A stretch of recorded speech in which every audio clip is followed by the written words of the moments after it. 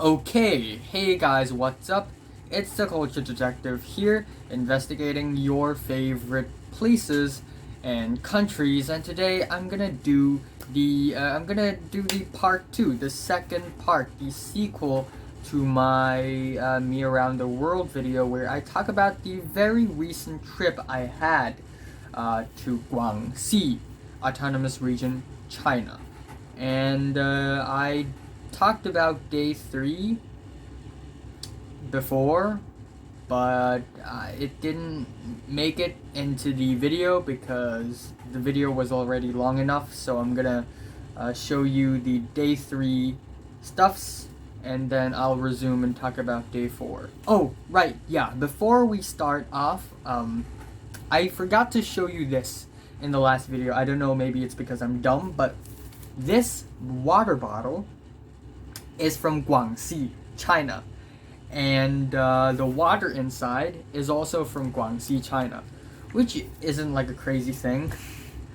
Like, if you live in New York, USA, and you bought a water bottle in, like, I don't know, Washington DC, and you carry the same water bottle back to New York, it wouldn't be a big deal.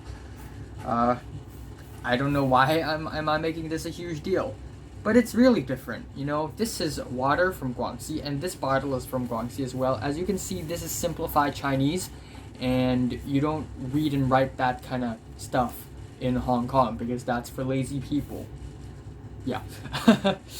And yeah, everything's, and I'm gonna take a sip. This water bottle is from, today is August 11th, so that would be, like, a week ago. Yeah, a week ago. And I'm gonna drink. Cheers.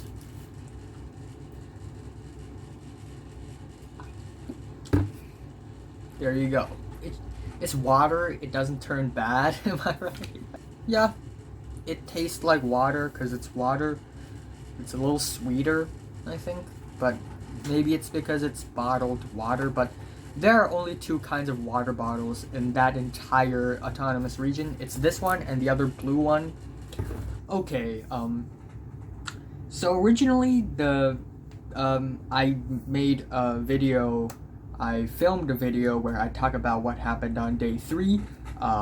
Actually, I talked about day 3 immediately after I talked about day 1 and 2. And I accidentally deleted those files, so I guess I had to reshoot them again.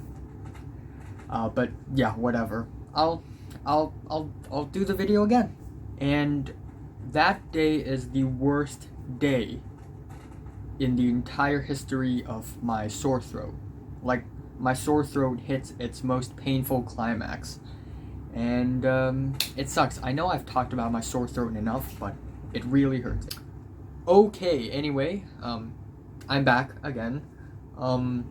Where was I?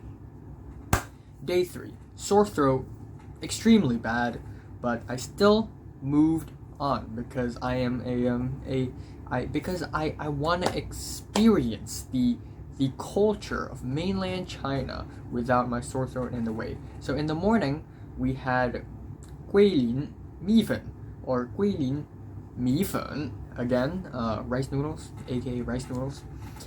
And I sat in my mom's friend's car all the way to this little street in the not in the city center, more like in the surrounding districts of the city center of Guilin. And it was pretty poor, a poor district. I don't know how should I describe this. It's not like ghetto, American ghetto kind of poor, but it's not like, you know, that city like either, because there are no buildings or whatsoever. There are lots of I don't know how to describe it. There are broken walls everywhere, small stores, and it's surreal. But yeah, anyway, we went to this rice noodles restaurant. We grabbed a stainless steel bowl. Someone put noodles, a little soup, a sliced crunchy fried pork, which is amazing. And then we take that bowl, we add a little beans, we add some peanuts, some spring onions, maybe a little chili, lots of chili actually, bamboo apparently, which I've mistaken for asparagus because I'm an idiot. It's I was supposed to enjoy this, you know. The first thing that I've ever eaten in mainland China is actually Guilin米粉, rice noodles, and it was one of the best breakfasts I've ever had. I was 5, and then now I came back to mainland China to eat this delicacy, and I have a sore throat. Fantastic. Yeah, anyway, I'm gonna stop ranting about this. Okay, I am actually an idiot. But we didn't go to that street. I mixed it up with day 4. On day 4 we went to that poor street, but on day 3 we were supposed to have a boat ride around the Guilin region. You know, I really wanted to explore Guilin, the city itself, but on days 3 and 4 we went to south of Guilin first, and then north of Guilin, and then on day 5 we actually go to Guilin itself. But anyway, we drove past Guilin and we went further south a little bit, and on the way beside a highway we went to this restaurant, and that's it. Again, stainless steel bowl, you know, noodles with pork, you know the drill. Anyway, after the rice noodles we go a little further to a port, and the port is called Mopanshan. Anyway, went to that port, the pier, and we took a boat, like a big boat, the kind of boat that you would party at, except a little larger. Like, there are a lot of seats. Clearly this is a tourist boat, and so if you look at the Google map, you can see that we went from that place all the way down to Yangshuo, which is a small little town south of Guilin, also in the same autonomous region, and then we go back up again. So basically we went onto the boat, and there the view is amazing. I think you know, we basically went on the Lijiang River. There's a river called Lijiang, and we just went along with it, and on the sides there are tons and tons and tons and tons of mountains, and they're all really dang beautiful. What can I say? And then we also had lunch on the boat. Not a great lunch in my opinion, but not as bad as I thought. They gave us these, you know, plastic boxes plus 1 plate of local food, that is beer, fish. 啤酒鱼 is fish. You know, pesques, fisk, fish, poisson, 鱼. I'm just flexing my language skills now. We had lunch there, sore throat, and we also had snacks before the lunch. You know, it's pretty cool, pretty nice, and there is air conditioning in the boat. You can buy drinks in there. It's really relaxing. It's pretty cool. And then we arrived at Yangshuo, which is this small little town which is very tourist friendly and very famous, south of Guilin, and it's a little how do I describe it? It looks Chinese, but not extremely, like just lightly Chinese and summery Chinese, with a lot of stone, and with a lot of bricks, and it's not that, you know, hustly bustly. It's just a small town. But anyway, we arrived at the shore of Yangshuo, and, you know, immediately there were a lot of, you know, people, you know, with scam toys, and you would see these scam toys everywhere in the world, like in Italy, in Rome, in Paris. They're just everywhere. These people with scam toys. Like, one of these toys were basically this ball of rubber where you throw on the ground, and it looks like it's melted onto the ground, but then it bounces back up. Those toys are a scam. So as you can see, it's a tourist place, and then there's this really long hallway of like wooden shelter, and it's all, you know, market. You know, you can buy stuffs there, but I wouldn't recommend it because again, it's pretty tourist trappy. And then after we leave this long wooden market hallway, we went into 西街 Guangxi. 西街是Guangxi. 西街 meaning West Street. It's a very touristy street that's pretty beautiful and fancy, but we didn't go there because my mom's friend didn't recommend us to go there. Instead, we went into a small little cafe, and I had waffles served with ice cream, with chocolate sauce, bananas, and of course watermelons, because we're in Guangxi. Of course they're gonna give us watermelons served with waffles. It was pretty nice. It was actually a surprisingly nice cafe. Like, it's dimly lit, pretty cool, nice cups of coffee with nice little patterns. It's pretty nice, pretty comfortable. After that, we walked to another street, walked for a while, which is pretty nice. It's like, I don't know how to describe it. I have photos.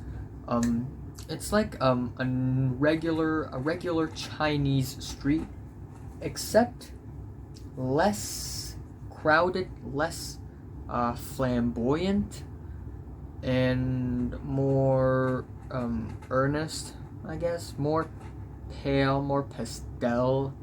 I'm not talking about the tourist street, I'm talking about other streets in Yangshuo. But yeah, we walked all the way to the car parking lot, if you're American, and instead of taking the boat back to Guilin, we took a car, driven by my mom's friend. But in the middle of our route from Yangshuo to Guilin, back to Guilin, in the middle, actually not in the middle, like 10 minutes or 20 minutes away from Yangshuo, we stopped by another tourist attraction called 世外桃园, and now I'm gonna teach you a Chinese literature / history lesson. Very quick one.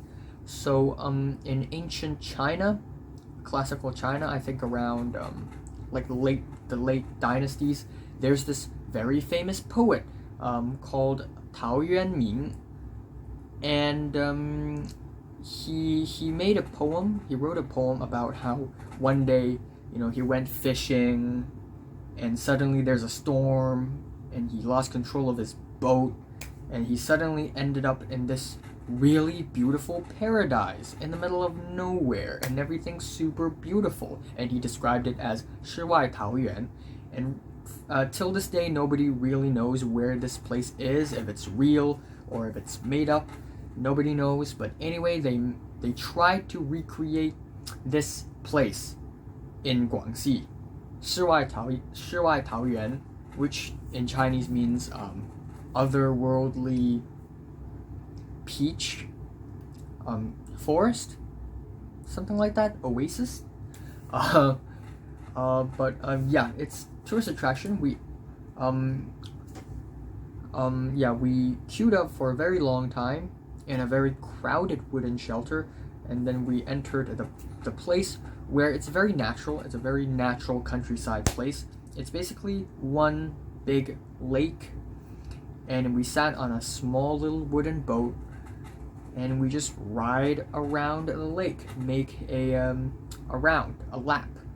And on the way, we get to look at the views, look at the people, the ethnic minorities, the Zhuang, the Miao, the Yao, the Dong, all sorts of different, you know, tribes of Guangxi. It's pretty cool. We even went through a cave, and we saw people dancing, and yeah, that's basically it. It's not great, but it's pretty cool, I guess. Afterwards, we get to look at, you know, these Zhuang people singing. I think they're Zhuang, right? Or Miao. No, not Miao. And then after that, we drove all the way back to Guilin. And not to the city center, but to somewhere west of the city center. Almost outskirts of the city, so it's very countryside over there. Not very, but slightly. And on the way over there, I was super tired, so I fell asleep. But then I later woke up and we had dinner there. This place is called Longzhe. Chuan means village, Jia means house, and Lu is a family name. So I guess, you know, people who are in the Lu family used to live here in a village, and it's a pretty nice, spacey village. It's kind of touristy, but there weren't any tourists, like zero, like zilch. There was a statue there, and it's destroyed. It's completely destroyed for some reason. But there are also other nice statues, like, you know, people making tofu. There's a tofu maker statue, which is pretty nice. There are all sorts of white houses that are really pretty. Anyway, me, my brother, my grandma, and my grandma's friend, we walked around the village, and there was a guy who was selling tofu flowers. It's a kind of dessert. It's the blandest and the most boring dessert in China. Tofu flour. Basically tofu with a little syrup, like soft jello kind of tofu with a little syrup. And honestly, it tastes like water. It sucks. So I discarded it. I ate a little bit, and, you know, when the guy who made it isn't seeing, I just threw it away. Anyway, we went back to the restaurant in Lujiachuan. See, I'm not that fluent in Mandarin anyway. In a restaurant called Mingyuan Cafe. See, I suck.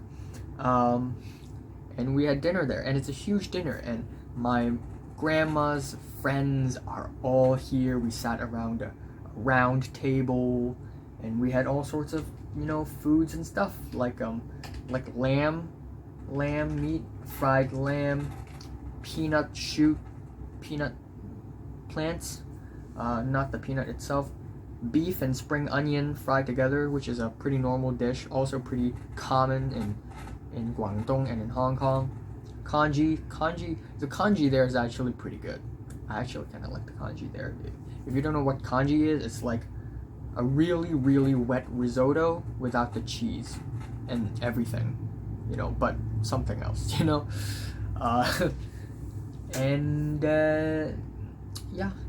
And then I had that dinner, and afterwards, you know, my mom's friends just drove us back to the shitty hotel that we stayed in. And at that night, my sore throat hit its most painful climax. Okay, so let's talk about day 4.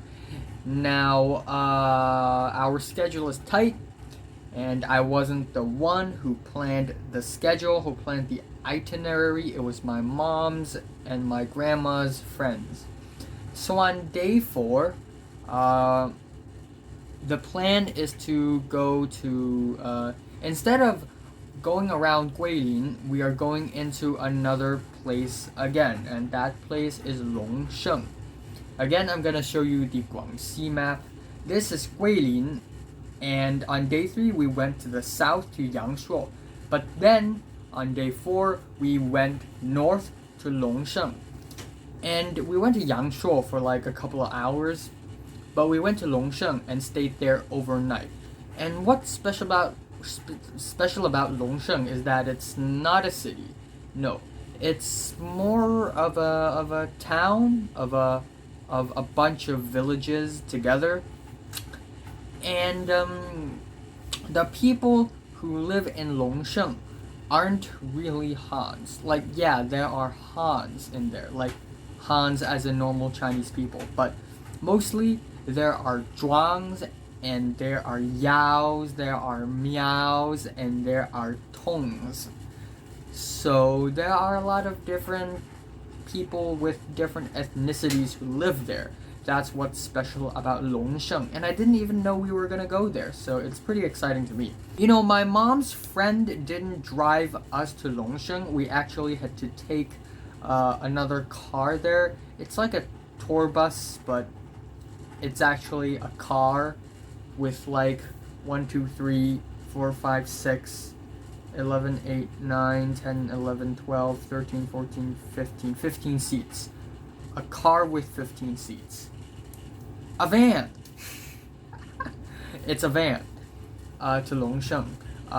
But before we actually went to the pickup spot for the van, we had some more rice noodles because that is what you eat every day in Guilin. So that place is oh boy.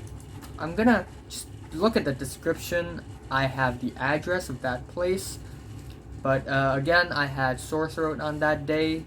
And then we have this rice noodles, which is, you know, really nice and, you know, really tasty. But I couldn't enjoy it. But I still had some. It's pretty good. You know, pork, peanuts, beanstalk, asparagus, and lots of chili. But yeah, that's basically what happened. We went to the suburbs of Guilin. I don't know if I can say that.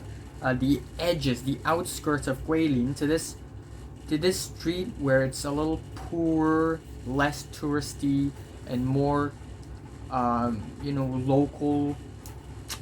Anyway, after that, we went right through the city center of Guilin, and we went to a place near the city center where the pickup van was. And then we went into the pickup van, and when we went inside, there was a problem. There was another group of tourists who wanted to go to Longzhe, but when they booked this van, they didn't book 9:30 a.m. They booked 11:30 a.m. or something, or 11 a.m. And at 9:30 a.m. I think they already went into the van, which isn't them. So they basically were too early. So, but yeah, at the end they didn't leave the van, and me and my family, we went into the van as well, and then we went all the way up north. And during that car ride, I fell asleep because I was just so sleepy and just so tired. And when I woke up, we were already there. And it was actually really different than Guilin. It's everything's way more brown because everything's made out of wood. Like all the houses and buildings, houses are all made out of wood, all built in wood. And it was this very countryside place, but it wasn't necessarily poor, but it's very countryside, very natural, very organic, and it's on top of a mountain. The elevation was really high. I think when we arrived, when we left the car, it was the elevation, the altitude was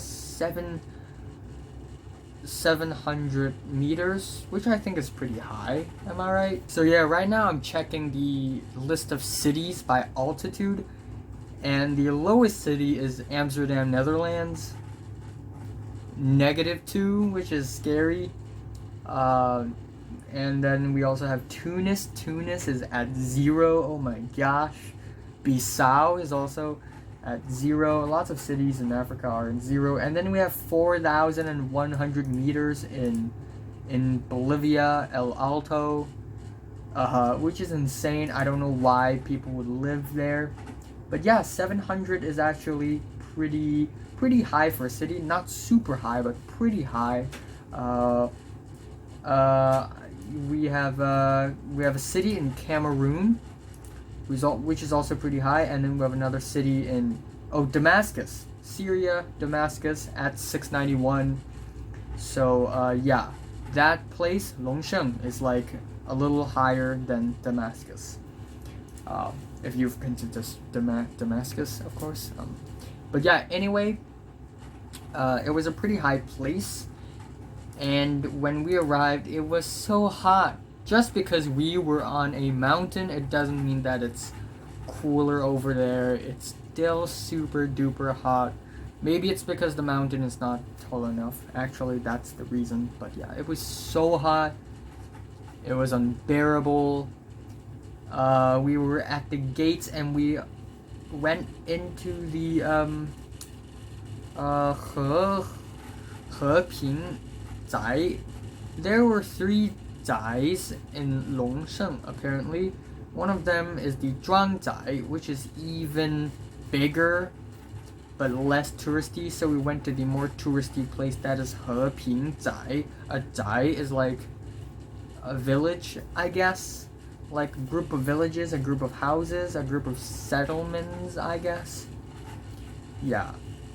This part of the trip is the weirdest part. And Heping means peace, so peaceful village. And yes, there are Zhuang people who live there. The driver who drove us there, who drove the van, is a Zhuang person. So that's pretty interesting. Crap, I just checked it. It's not Heping, it's Anping. I am a fool. Okay, it's Anping. Anyway, we went into the thing, and at that point my mom's friends aren't here, but my mom's friends, other friends are here, and they picked us up.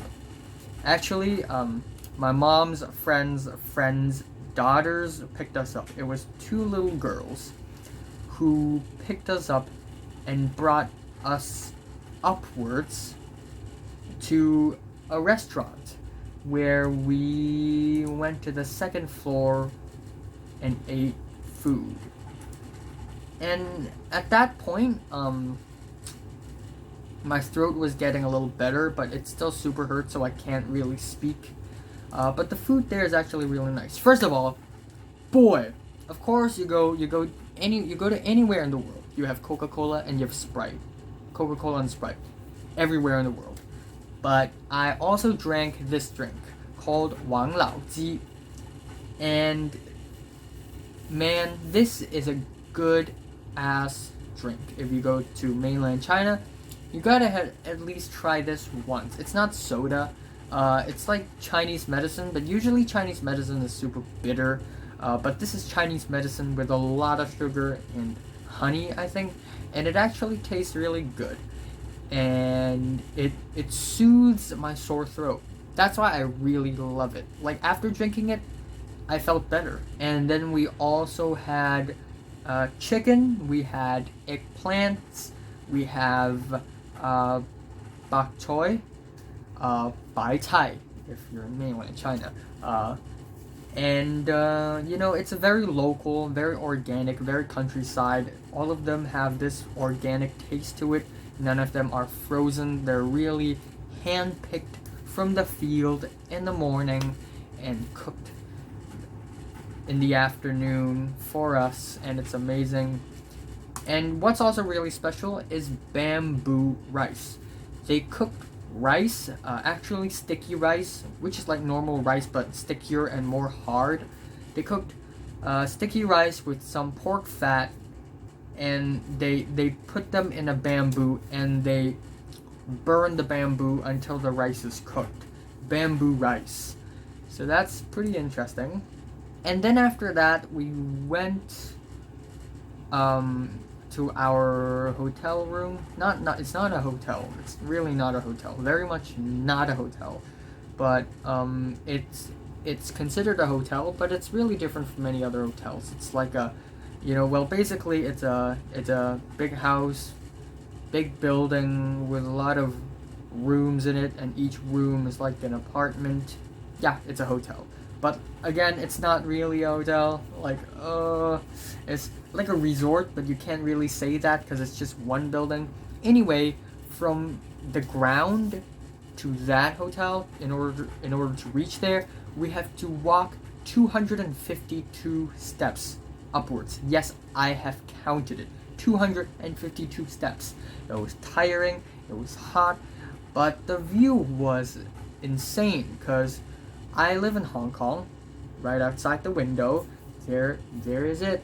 There it is. But in that place, it's all mountains, and on the mountains it's all fields, and it's all staircase fields.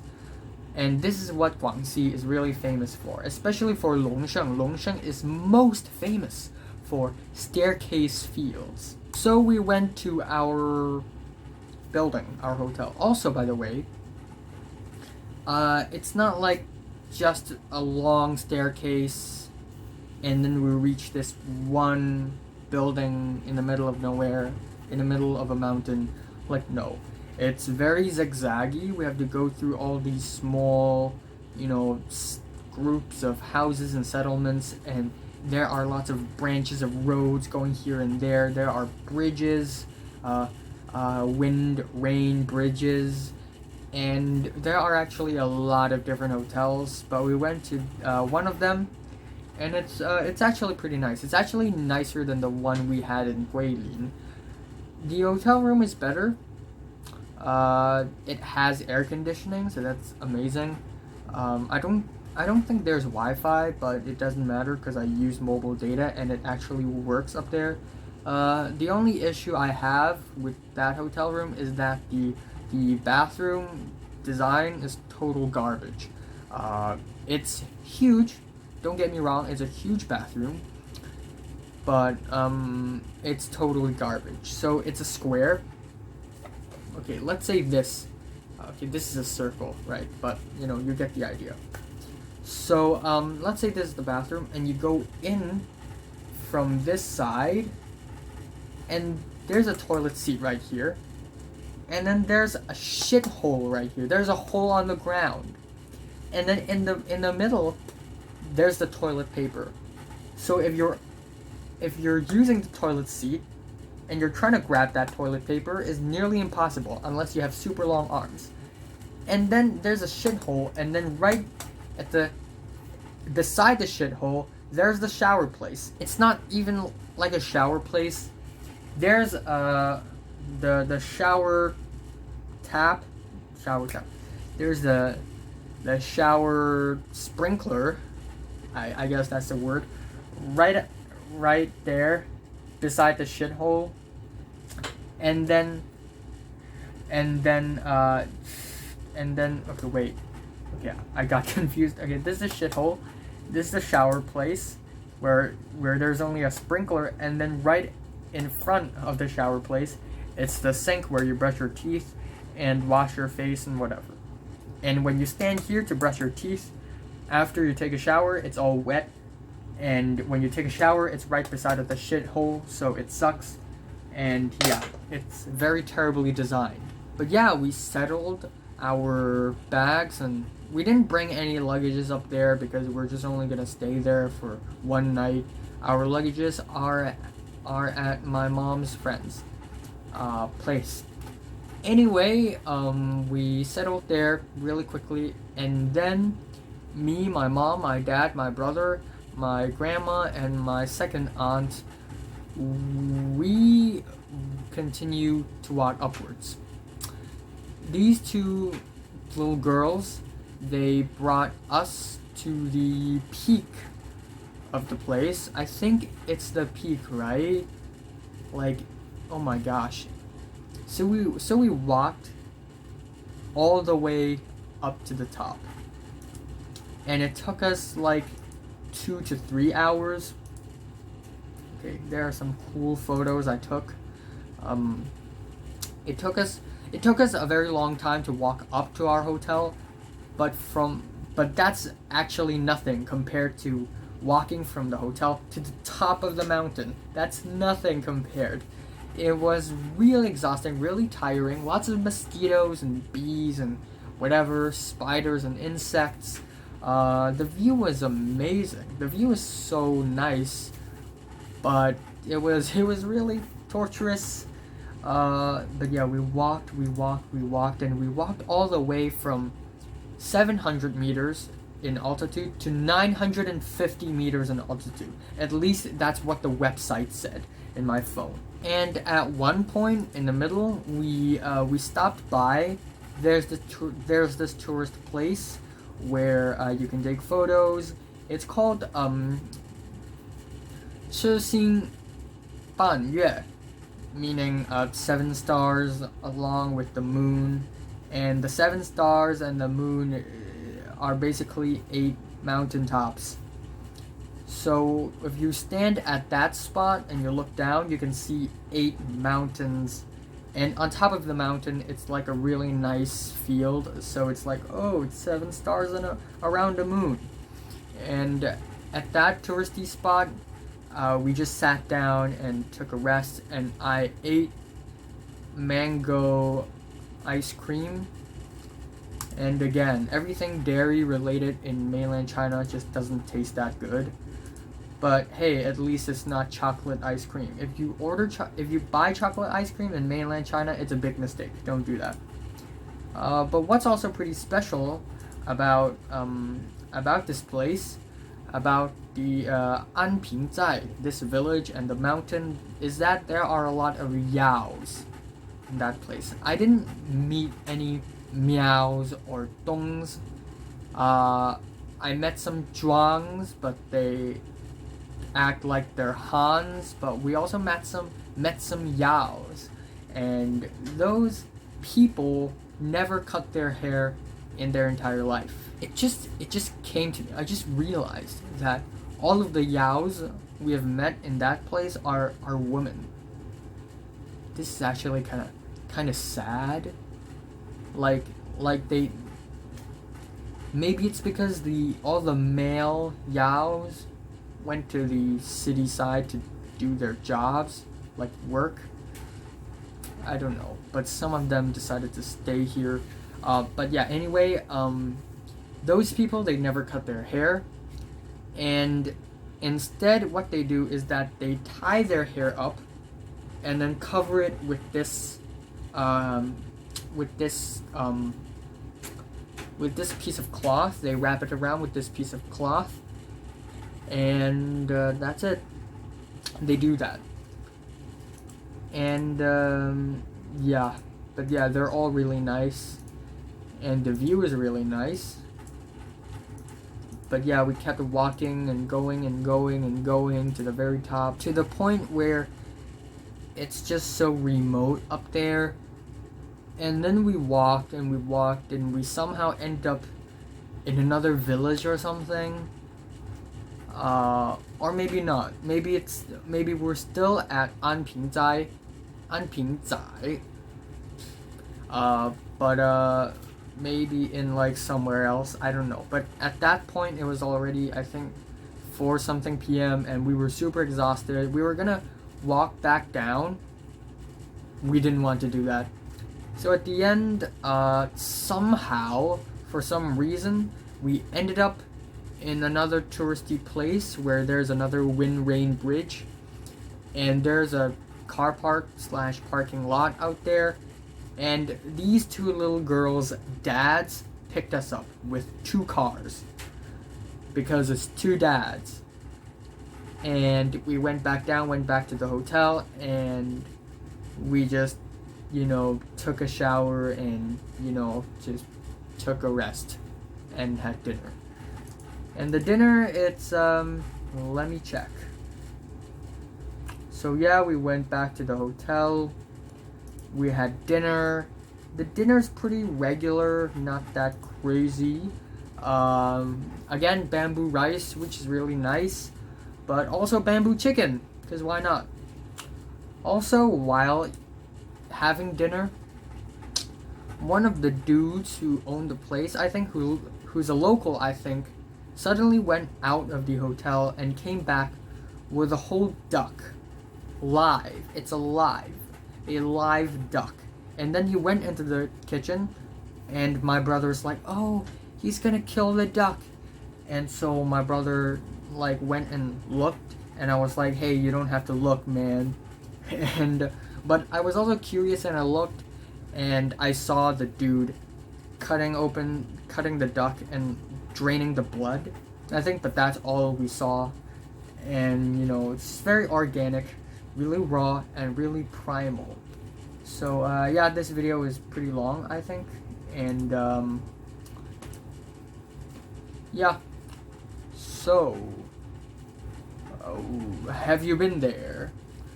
Comments below, subscribe if you want more, and thanks for watching. And I'm probably gonna have to throw all this water away. I'm just gonna take another sip.